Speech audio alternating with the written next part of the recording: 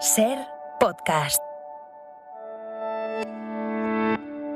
Hola, soy Eva Aguado y este es el podcast de la economía que mueve el mundo. Animal Spirits. Cuanto más se concentre el crecimiento en el segundo semestre de este año, más fuertes son las previsiones de crecimiento para 2022. La economía que mueve el mundo. Bueno, pues evitar lo que llaman los economistas el efecto de segunda vuelta, es decir, ese alza de los precios acaba impregnando a toda la economía. Es importante articular el poder adquisitivo, el poder de compra, la suficiencia y la dignidad de los salarios. Lo que dicen las organizaciones internacionales es que a lo largo de este año pues estaremos viendo ya una reducción significativa de estos precios de la energía. La luz, la comida, la vivienda ha subido una barbaridad. En el episodio de hoy, Emilio Ontiveros y Juan José Toribio echan cuentas sobre el año económico que acabamos de estrenar. Y que sí era el momento de no excluir la posibilidad de una cierta subida de tipos de interés este año. Pero eso fue hace un mes. Ahora, en ese sentido, creo que el coronavirus ha validado la opinión del Banco Central Europeo. Tendremos que estar todo este primer semestre con tasas de inflación relativamente elevadas. La reforma del mercado de trabajo que llevó a cabo el gobierno anterior fue no buena, magnífica. Y en los últimos meses ha sido más todavía. Si santificamos marcos laborales anteriores, el del 2012, debemos explicar el peor comportamiento del empleo en la recuperación en 2013-2014 por la reforma laboral del 2012, yo no me atrevería. Juan José Toribio, profesor emérito de IES. Hola, Juan José. Hola, ¿qué tal, Eva? Emilio Ontiveros, catedrático de Economía de la Universidad Autónoma de Madrid y fundador y presidente de Analistas Financieros Internacionales. Emilio, ¿qué tal? Hola, Eva. El 2021 ha terminado peor de lo que esperábamos. Omicron, la crisis de suministros, evidentemente la inflación.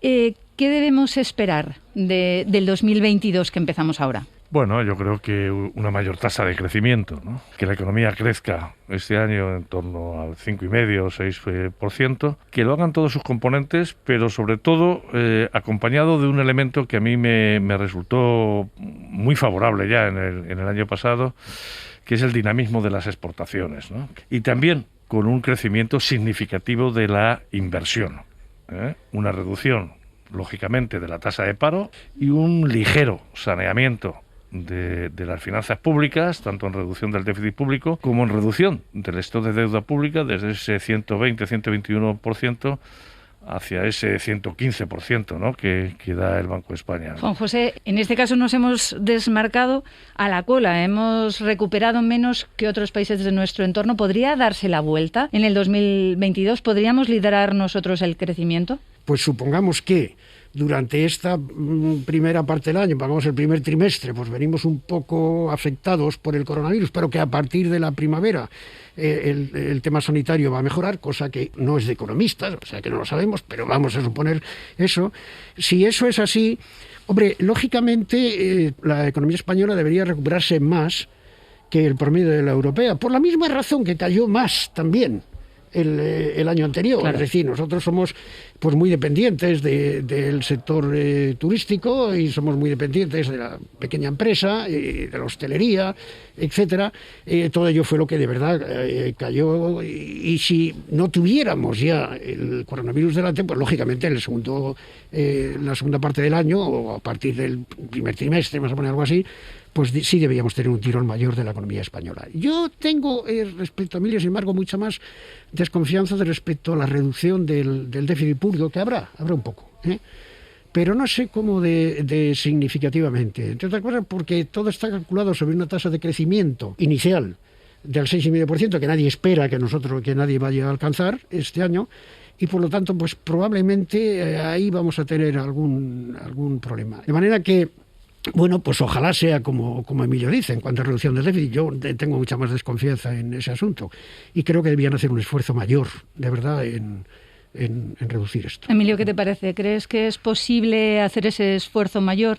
Hombre, la observación del 2021 es excelente, no buena, en términos de recaudación fiscal. Sí.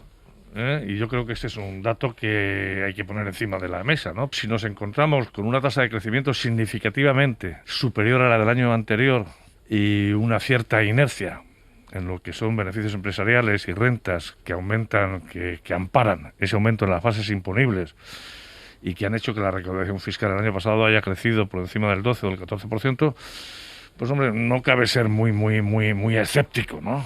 Las previsiones tampoco son excesivamente voluntaristas, ¿eh? Es decir, hay una reducción del déficit público que tiene mucho que ver con la elasticidad del crecimiento, ¿no? Bueno, yo asumo lo que ha asumido el Banco de España, ¿no? Que no es precisamente el más optimista de la clase, ¿no? Va a haber un incremento de recaudación tributaria debida no tanto al crecimiento real como a la inflación. Lo que pasa es que la inflación, que va a favorecer la recaudación tributaria, lo está haciendo ya. También la inflación va a poner, sobre todo en los temas de pensiones, que es la parte más importante del gasto público, una presión fuerte, porque se ha hecho esta reforma de las pensiones, yo creo que de manera inoportuna, que actualizan las pensiones con la tasa de inflación, ¿no? Pero claro, la tasa de inflación es que este año, fíjate lo que ha sido, ¿no? El 6,7%, o sea que ahí tenemos un problema serio. Por tanto, sí va a haber un incremento de la recaudación tributaria, pero yo creo que va a haber un incremento serio del gasto público, y por eso mi desconfianza hacia la reducción del déficit. Pero bueno, eso lo veremos al final.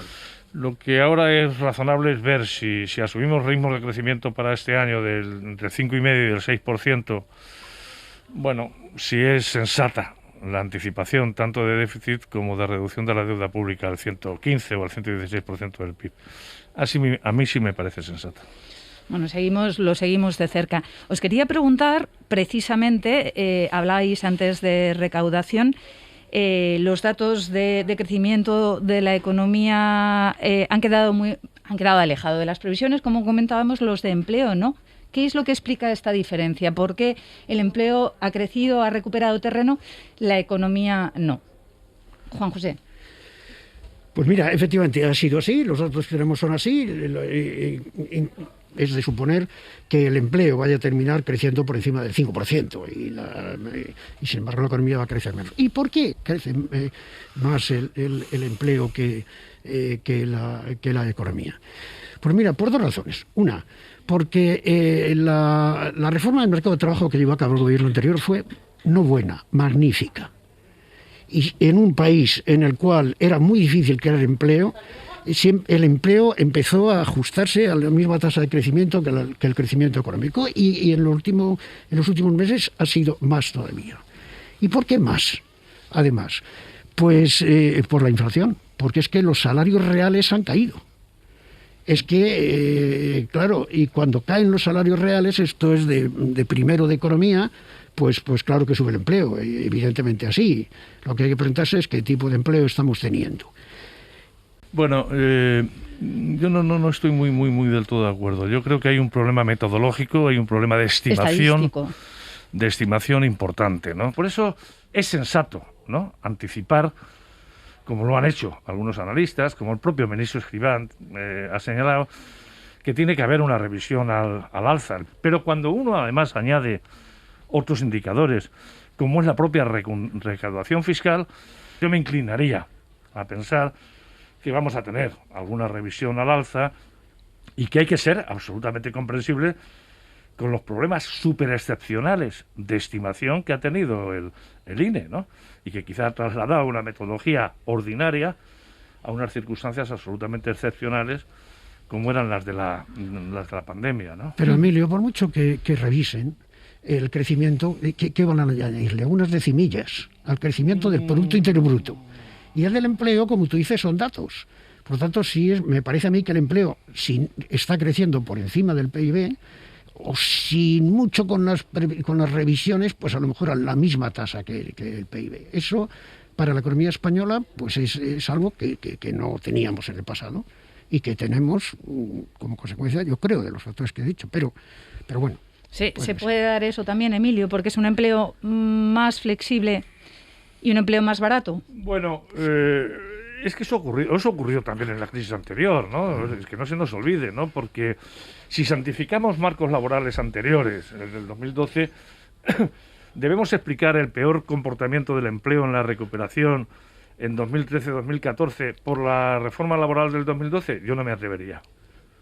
Creo que aquí juegan las expectativas mucho. Entonces, independientemente del marco normativo, si yo soy el empresario de un bar en mi barrio que ha estado sufriendo durante 12, 13 meses y atisba la más mínima posibilidad de recuperación, contrato, y lo contrato para los 5 meses, 3 meses, 6 meses, o lo que haga falta. Lo importante es las expectativas de demanda que han manejado, sobre todo ese tipo de empresarios. En las casas rurales, por ejemplo, ha sido clarísimo, ¿no? Yo los sondeillos que he ido haciendo en ese sentido. Entonces, bueno, los marcos laborales, la superestructura normativa tiene una importancia, pero no nos engañemos, nuestro país no tiene una superestructura normativa muy distinta, ¿no?, de los países de nuestro entorno.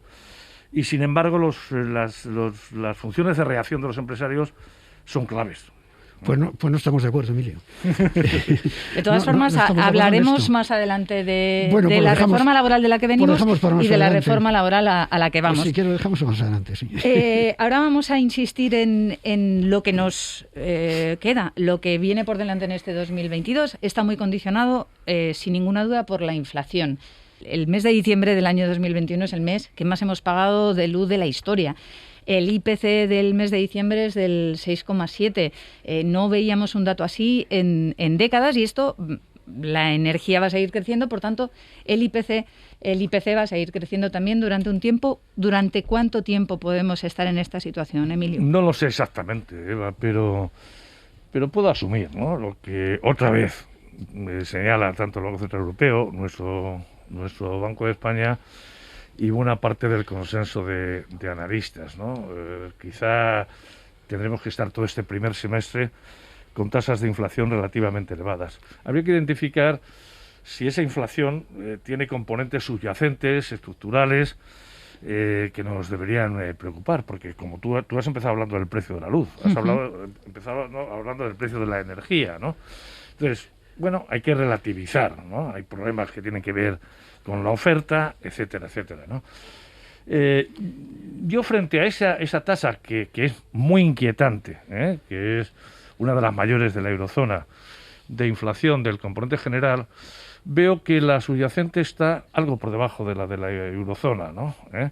Y al mismo tiempo estos días estoy viendo que los salarios firmados en convenio están incluso por debajo de la inflación subyacente, ¿no? Según la última estadística, no llega al 1,5%. Claro, entonces, bueno, claro que sí, es malo. La inflación es mala siempre. No hace falta hacer aquí una declaración institucional al respecto, ¿no? Yo asumo que efectivamente la inflación media no ha sido tan alta, la inflación media va a seguir cayendo, y el pico probablemente lo podemos encontrar, si no hay ninguna circunstancia, si no hay una guerra mañana en Ucrania, lo podemos encontrar pasado el verano, ¿no? Claramente. Juan José, ¿compartes ese calendario que efectivamente es el calendario del consenso, el primer semestre? Hombre, estamos de acuerdo ahora. Por eso decía, el del consenso. Pero déjame añadir algún matiz, si puedo. Sí, efectivamente, tenemos un tema de fondo de la inversión, y es que esta crisis del coronavirus nos ha enseñado que es más fácil recuperar la demanda que recuperar la oferta. Entonces ha habido un tirón más fuerte de la demanda, y la oferta, en cambio, ha estado sometida a estos cuellos de botella. Y en los temas energéticos, los temas de componentes del automóvil, etcétera, pues ha sido un cuello de botella importante. O sea que esto ha sido así. Pero yo quiero creer que en este mes de diciembre hemos tenido el pico de inflación. Vamos a tener, a partir de abril, lo que llamamos el efecto escalón. Es decir, es que impedimos la inflación siempre, precios de un mes sobre el mismo mes del año anterior, interanual. Esto es lo que es el 6,7%. Bueno, pues en el mes de abril, como subieron mucho el año pasado, la base de cálculo va a ser superior, y por lo tanto, pues ahí vamos a tener este efecto escalón, que ya se mantendrá el resto del año. De manera que, aunque solo fuera estadísticamente, hay que pensar que la tasa de inflación promedio del año que viene, pues no va a subir, va a ser aproximadamente igual que la de este año, o incluso un poquito más baja, ¿no? Una vez dicho eso, pues sigue siendo cierto que quizá la demanda se recupere más rápido que la oferta, y eso es lo que yo creo que ha tenido en la cabeza el presidente del Bundesbank cuando ha dicho que le preocupa que la inflación dure más de lo que en principio habíamos pensado, ¿no? Pues probablemente va a ser así. Yo me apunta a ese horizonte también, sí. Para vacunar contra esa duración, vosotros lo habéis mencionado, hace un momento lo comentaba también Emilio, sobre la necesidad de evitar el riesgo de los efectos de segunda vuelta. Es decir, en definitiva, que aparte de la energía de determinados alimentos, no suban los precios en general de todos los productos y no suban los alquileres, no suban los salarios, pero ¿eso cuánto tiempo se puede contener? Es decir, ¿cuánto tiempo puede aguantar alguien que tiene un salario conteniendo su salario mientras suben los precios? Claro, la cuestión es no solo cuánto puede aguantar, ya aguantan mal. Porque desgraciadamente esta crisis vuelve a poner de manifiesto que en la distribución de resultados los peor parados son los que menor capacidad defensiva tenían, ¿no? Sí. Esta crisis ha vuelto a hacer más ricos a los que ya eran ricos y a hacer más pobres a los que pierde eran más poder pobres. Adquisitivo el que menos tiene. La capacidad defensiva es clara. Una señal en esa dirección, Eva, lo estamos viendo en lo que hemos comentado antes, ¿no? Los convenios que se están firmando, como tú señalabas, se están firmando con revisiones salariales por debajo de la inflación subyacente. Eso ya está ahí. Obviamente, ¿no? Si en lugar de convenir en lo que hemos comentado, de que a mitad de año puede haber un punto máximo, esta tasa de inflación en el entorno del 6 y pico, del 7%, se nos va todo el año, las circunstancias, pero vamos, no solamente los salarios, sino que los efectos de segunda ronda ya nos harían sonreír. Pero yo creo que con la información disponible, que siempre tiene que ser una advertencia, no hay razones, ¿no?, para esperar que haya movimientos de indiciación en rentas, en tarifas, etcétera, que desboquen esa tasa de inflación. Juan José, ¿estás de acuerdo? Mira, yo creo que se hizo hace ya años, bastantes años, recuerdo. Se llegó a un acuerdo entre los agentes sociales de manera que los salarios se establecerían en función no de la inflación pasada, sino de inflación esperada, inflación esperable. Y yo creo que eso fue muy bueno y que debía hacerse también este año, ¿no? Porque, como decíamos antes, la inflación esperable pues no va a ser el 6,7%. Esto, aunque solo fuera, como decía antes, por el efecto escalón, de manera que sería bueno que las cosas desde luego fueran por ahí. Si no van por ahí, tu pregunta, Eva, es ¿y cuánto aguantará la gente? Y la respuesta es no lo sé, porque claro, no son solo los salarios, por ejemplo los alquileres, claro, están todos ellos prácticamente sujetos a una revisión por inflación, ¿no? De manera que sí podrá haber ahí tensiones sociales, que es uno de los gravísimos problemas de la inflación. Es el que tensiona a la sociedad y por tanto hace que el contexto en el cual se desenvuelve la economía sea un contexto social mucho más complejo. Pues con la vista puesta en esos 6 próximos meses, hay bancos centrales que actúan de una forma y otros que actúan de otra. La Reserva Federal de Estados Unidos entiende que tiene que empezar a operar ya para contener ya el alza de los precios, anuncia subida de tipos, varias subidas de tipos que comenzarán en breve en Estados Unidos. El Banco Central Europeo, pese a las advertencias del presidente del Bundesbank, de momento entiende que tiene que apostar por no subir los tipos. No quiere de alguna forma arriesgar cualquier recuperación económica de economías como la española, que no ha terminado de completarla. Bueno. ¿Qué banco acierta? ¿Aciertan los dos? No, hombre, es que las circunstancias... es que el cuadro clínico... Eso iba a decir. Vamos a decir lo mismo, perdón. Al que se enfrenta cada banco central es distinto, ¿no? La Reserva Federal puede llegar a subir este año 3 o 4 veces los tipos, aparte de retirar los estímulos cuantitativos, mientras que el Banco Central Europeo tal. ¿Eso quiere decir que se está tomando a la ligera el Banco Central Europeo las cosas? No. Eso quiere decir que la habitual queja del presidente del Bundesbank, sea quien sea, ¿lleva razón? No. No, quiere decir que las circunstancias son bien distintas, ¿no? Muy distintas.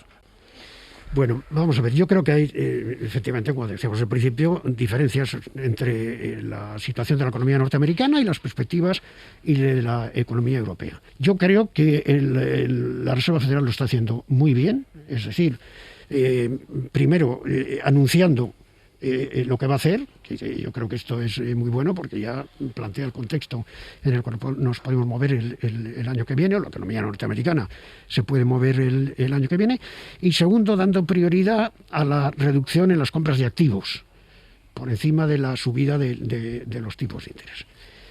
¿Qué pasa con el Banco Central Europeo? Pues yo hace un mes hubiera pensado que el Banco Central Europeo estaba exagerando la prudencia y que sí era el momento de reducir un poco más las compras de activos y no excluir la posibilidad de una cierta subida de tipos de interés este año. Pero eso fue hace un mes. Ahora, de nuevo, como decíamos al principio del programa de hoy, tenemos esta nueva oleada del coronavirus, en lo cual, pues sí, pues hay que ser un poco más Sería prudentes. un error subir los tipos en los momentos 22. actuales no. O sea que ahora, en ese sentido, creo que el coronavirus ha validado la opinión del Banco Central Europeo, la estrategia del Banco Central Europeo. Pues quería poneros sobre la mesa. Para terminar, un nombre propio, Apple, es la primera empresa que alcanza el hito de valor de 3 billones. ¿Creéis que esto, que es la bandera de las tecnológicas, el éxito de las tecnológicas, es coyuntural, han tocado techo o nos están marcando el futuro? Hombre, yo creo que en primer lugar lo que está reflejando es ese futuro que tú señalas, Eva, de digitalización creciente, de ubicuidad, de tecnologías multipropósito. No se puede hacer ya nada, desde luego en el mundo de la empresa, pero en el mundo social, etcétera, sin esas tecnologías en las que Apple probablemente sea el operador más completo, ¿no? Yo creo que es un caso claro de buenas prácticas en un sector con una proyección indudable y al mismo tiempo con un punto de partida, con una fundamentación en términos de stock, de liquidez, que le puede permitir hacer lo que quiera, ¿no? Juan José, ¿coincides? Sí. Vamos a ver, yo sí, claro, coincido en que el contexto de la tecnología es muy favorable, sin duda alguna, pero no solamente por las razones que Emilio ha dicho. Cuando uno piensa en el metauniverso, en el desarrollo de la inteligencia artificial, vamos a otro mundo totalmente distinto. Y entonces la tecnología, pues sin duda alguna, es un sector por el que hay que apostar. Dentro de eso, a mí me parece que en esta vida puede no ser muy difícil imitar productos. Lo que es muy difícil es construir una marca. Y yo creo que Apple tiene una marca indudable. Cuando imbatible. Todos pensamos imbatible, absolutamente. Cuando todos pensamos en cuál es el futuro, pues será un futuro tecnológico. ¿Y quién va a liderar ese futuro tecnológico? Todos esperamos en Apple. Y todos estamos pendientes de qué es lo que Apple va a sacar, ¿eh? Luego ya seguirán los demás y habrá más competencia, pero yo creo que Apple, como consecuencia pues de haberlo hecho muy bien en el pasado, pues tiene sobre todo una marca imbatible en los momentos actuales. ¿Sí? Parece que ha llegado y que se va a quedar.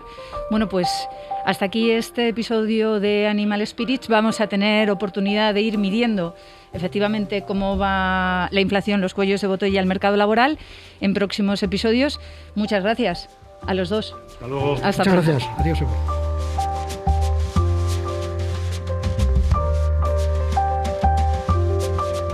Animal Spirits, la economía que mueve el mundo, es un podcast producido por Ser Podcast.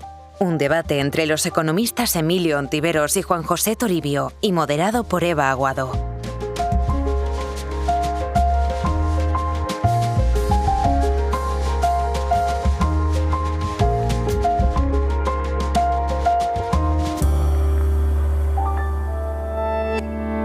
Cadena Ser. La radio.